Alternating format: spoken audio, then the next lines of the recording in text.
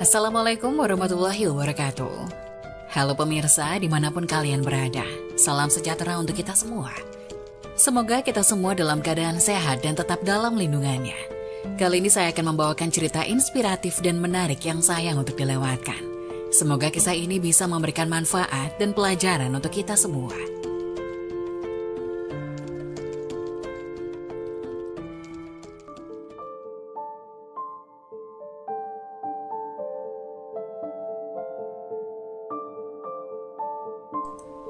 Astagfirullah, 20 tahun sholat tahajud tapi masuk neraka, ternyata akibat melakukan hal ini di dunia. Sholat tahajud menjadi ibadah sunnah yang dikerjakan pada malam hari selesai sholat isya hingga terbitnya fajar dan setelah bangun tidur. Bahkan pengerjaan sholat tahajud ini paling diutamakan setelah sholat fardu 5 waktu. Dalam sebuah riwayat, Nabi Muhammad SAW bersabda, artinya, puasa yang paling utama setelah puasa Ramadan adalah puasa pada bulan Allah Muharram, sementara sholat yang lebih utama setelah sholat wajib adalah sholat malam. Hadis riwayat Muslim. Bahkan waktu pelaksanaan sholat tahajud termasuk ke dalam waktu mustajab memanjatkan doa.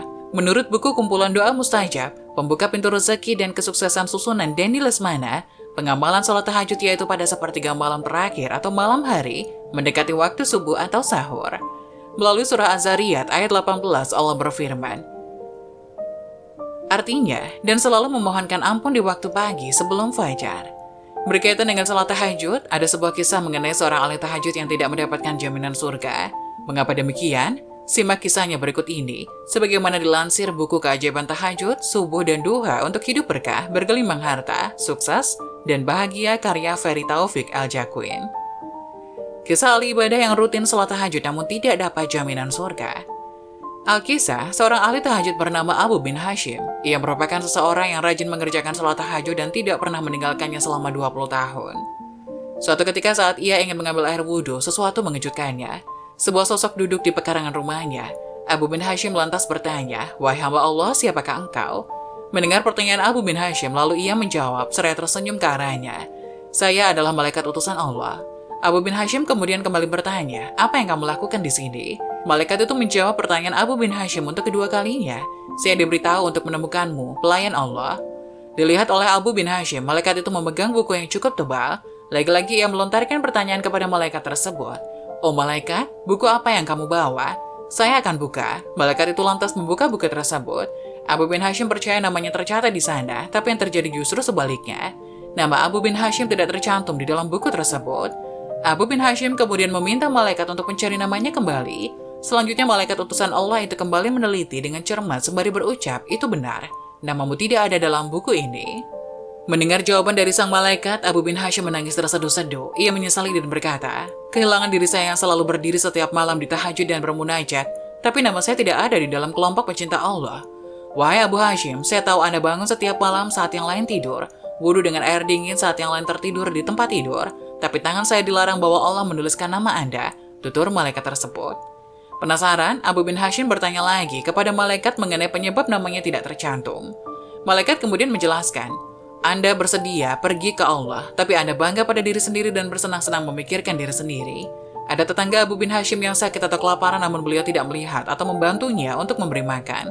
Karenanya sosok Abu bin Hashim yang tidak pernah mencintai makhluk yang diciptakan Allah tidak tercantum namanya dalam buku tersebut." Bagaimana mungkin kamu bisa menjadi kekasih Tuhan jika Anda sendiri tidak pernah mencintai makhluk yang diciptakan Allah? Tambah sang malaikat. Hal itu lantas membuat Abu bin Hashim menyadari sesuatu. Hubungan pemujaan manusia tidak hanya berfokus untuk Allah Subhanahu wa Ta'ala, melainkan juga sesama manusia. Menurut Ustadz Adi Hidayat mengatakan bahwa ibadah yang diimbangi dengan perbuatan tercela bisa menjadikan seseorang masuk neraka. Kalau ada orang yang rajin sholat tetapi masih bermasalah dengan tetangganya, maka ada yang salah dengan sholatnya itu, tutur Ustadz Adi Hidayat. Pendiri Quantum Ahyar Institute ini, sebagaimana ditayangkan di kanal ceramah pendek di jaringan YouTube, mengutip hadis dari Abu Hurairah radhiyallahu anhu. Rasulullah Shallallahu alaihi wasallam pernah bertanya kepada para sahabat, "Tahukah kalian siapakah orang yang bangkrut itu?" Para sahabat menjawab, "Menurut kami, orang yang bangkrut di antara kami adalah orang yang tidak memiliki uang dan harta kekayaan." Rasulullah Shallallahu alaihi wasallam bersabda, "Orang yang bangkrut nanti di hari kiamat itu ialah yang datang kepada Allah dengan membawa pahala sholat, zakat, akan tetapi di dunia ia telah mencaci orang lain, menuduh orang lain, memakan harta orang lain tidak hak, menumpahkan darah yang lain, memukul orang lain." maka kebaikannya diambil dan diberikan kepada korban-korbannya. Sampai jika kebaikannya habis dan tanggungannya belum selesai, kesalahan dosa yang ada pada orang-orang tersebut diambil dan ditimpakan kepadanya. Kemudian ia dilempar ke neraka. Hadis riwayat Muslim. Kalau ada orang yang sholat tapi rajin mencela orang lain, maka ditransfer pahala sholatnya itu kepada orang yang dia cela. Jelas Ustadz Adi Hidayat. Jika orang sholatnya benar, kata Ustadz Adi, maka ada 5 hal yang dia dapatkan. Mudah hidupnya, tenang hatinya, doanya cepat dikabulkan, sukses dalam kehidupannya, dan baik dalam perilakunya. Sesungguhnya sholat itu mencegah dari perbuatan-perbuatan keji dan mungkar. Quran Surat Al-Ankabut ayat 45. Memperhatikan dan menyimak hadis tentang orang yang bangkrut tersebut, ada beberapa pelajaran yang dapat dipetik. Ciri orang yang akan bangkrut di akhirat nanti ditandai bahwa orang itu saleh secara ritual atau individual, yakni orang tersebut rajin sholat, tertib puasa, dan rutin membayar zakat. Namun disayangkannya, ia tidak soleh secara sosial, ditandai dengan banyaknya kesalahan yang ia perbuat terhadap sesama dengan suka mencaci maki, menfitnah, makan harta secara tidak sah, menumpahkan darah orang yang dilindungi, serta suka melakukan tindak kekerasan semisal memukul dan sejenisnya. Hal ini juga sebagai peringatan orang yang hanya mementingkan kesolehan ritual dan tidak soleh secara sosial. Bisa juga sebagai peringatan bagi orang yang ibadah vertikalnya tertib namun tidak memiliki efek manfaat kepada sesama. Dikarenakan di akhirat dinar dan dirham sudah tidak laku dan diberlakukan lagi, maka amal solihlah sebagai penebus kesalahan-kesalahan yang telah ia lakukan. Pahala sholatnya, puasanya, zakatnya, dan lain-lain akan diambil buat membayar atau menebus kesalahannya. Jika mencukupi tentunya tidak terlalu masalah. Namun jika belum mencukupi, padahal amal solehnya telah habis, sementara tuntutan orang yang dirugikan belum selesai, maka dosa orang yang dirugikan tadi diambil untuk dibebankan pada orang yang berbuat salah tadi. Singkat cerita, orang bangkrut di hari akhirat itu memiliki banyak amal kebaikan, namun sayangnya kesalahan pada sesama lebih besar nilainya dari pahala yang berhasil ia kumpulkan. Nasib akhirnya bisa ditebak karena amal kebaikannya habis dan saldo dosanya bertambah, maka tempat akhirnya adalah neraka. Na'udzubillah min dzalik. Selanjutnya, agar kita selamat dari kebangkrutan akhirat, ada beberapa hal yang perlu kita lakukan. Pertama, menjaga hubungan baik dengan Allah Subhanahu wa Ta'ala dengan berusaha semaksimal mungkin mengerjakan perintahnya dan menjauhi segala larangannya. Kedua, selalu waspada agar jangan sampai kebanyakan melakukan kesalahan dan dosa pada sesama, baik berupa ucapan, sikap, maupun perbuatan. Ketiga, selesaikanlah di dunia jika kita memiliki kesalahan pada sesama dengan jalan menyesali dan meminta maaf kesalahan itu, serta kalau perlu gantilah kerugian itu agar mendapat pengampunan dan kerelaan orang yang kita rugikan. Keempat, usahakan bahwa timbangan amal kebaikan kita tetap lebih banyak dan berat dibanding timbangan dosa dan kesalahan kita, baik kesalahan pada Allah Subhanahu wa Ta'ala maupun terhadap manusia. Lakukan secara benar. Pada dasarnya orang yang telah beramal soleh tidak akan menjadi orang yang bangkrut bila ia melakukan secara benar. Karena amal soleh yang dilakukan secara benar bisa mencegah dirinya dari melakukan perbuatan dosa. Baik dosa kepada Allah ataupun dosa kepada manusia. Orang yang sholat secara benar tentu ia akan selalu berupaya untuk tidak berbuat dosa kepada orang lain. Bukankah sholat sebenarnya untuk mencegah dari perbuatan keji dan mungkar? Sebaliknya, orang yang tidak benar sholatnya, yaitu mereka yang lalai tentang makna sholat, mereka akan tetap tergolong sebagai orang yang celaka. Quran Surat Al-Ma'un ayat 4 dan 5. Karena orang seperti itu setelah sholat pun tetap suka berbuat dosa, misalnya menyakiti atau membuat orang susah. Berikutnya adalah puasa. Puasa yang dilakukan dengan benar akan menjadikan yang bersangkutan sebagai yang bertakwa. Quran Surat Al-Baqarah ayat 183. Yaitu mereka yang selalu melaksanakan semua perintah Allah dan meninggalkan semua larangannya, antara lain tidak menyakiti atau menyusahkan orang lain. Sebaliknya, puasa yang tak benar, misalnya hanya mampu menahan perut dan farajnya, tidak akan berhasil mengendalikan diri dari perbuatan dosa, terutama kepada manusia. Begitu juga dengan zakat dan sedekah. Zakat atau sedekah yang dikeluarkan secara benar bisa mensucikan dan membersihkan jiwa yang bersangkutan. Quran Surat Taubah ayat 103. Benar yang dimaksud adalah sedekah atau zakat dikeluarkan dengan ikhlas, tanpa ada unsur pamer, serta tanpa menyakiti perasaan si penerima. Quran Surat Al-Baqarah ayat 264. Salat 60 tahun tidak pernah diterima Allah Subhanahu wa Ta'ala. Kenapa? Apa penyebabnya? Ini penjelasan Al-Quran dan hadis.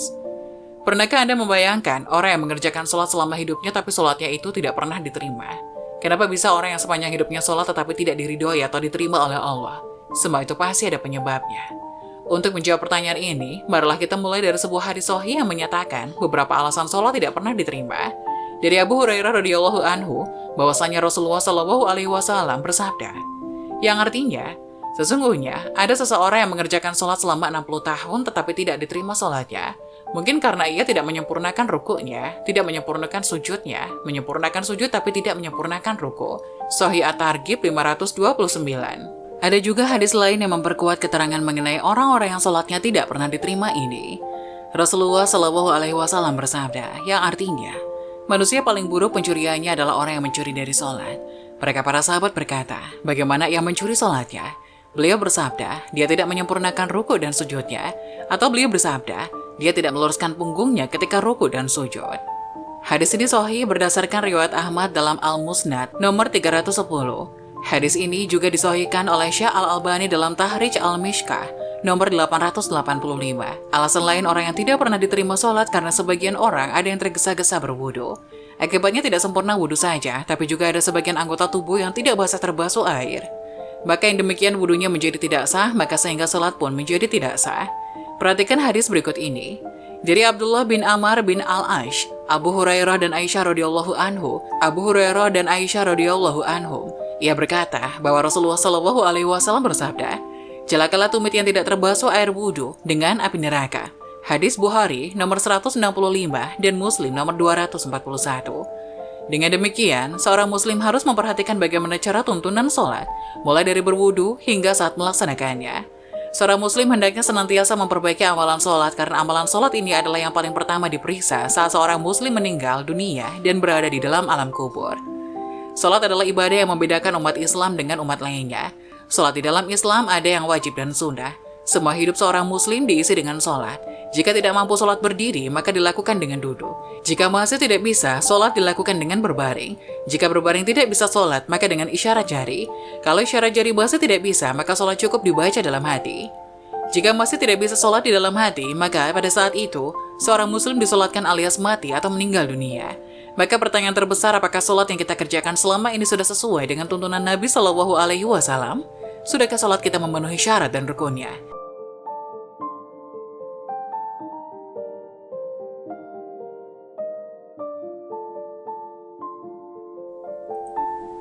Wajib tahu, inilah 4 larangan yang tidak boleh dilakukan dalam sholat tahajud. Salah satu ibadah sunnah yang sangat dianjurkan ialah sholat tahajud. Sholat yang dikerjakan pada sepertiga malam ini memang memiliki banyak keutamaan, bahkan sholat tahajud menyimpan pahala dan kebaikan yang luar biasa. Karena di waktu tersebut, seorang hamba menghadap Allah dan menjadi manusia pilihan. Namun ada 4 larangan yang hendaknya dihindari saat mengerjakan sholat tahajud. Melakukan salah satu dari 4 larangan ini berarti menyalahi sunnah yang bisa mengurangi atau bahkan bisa menghilangkan pahala keutamaan sholat tahajud. Lantas apa sajakah 4 larangan dalam ibadah tahajud itu?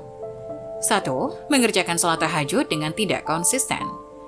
Mengerjakan sholat tahajud lalu meninggalkannya adalah salah satu larangan yang harus dihindari.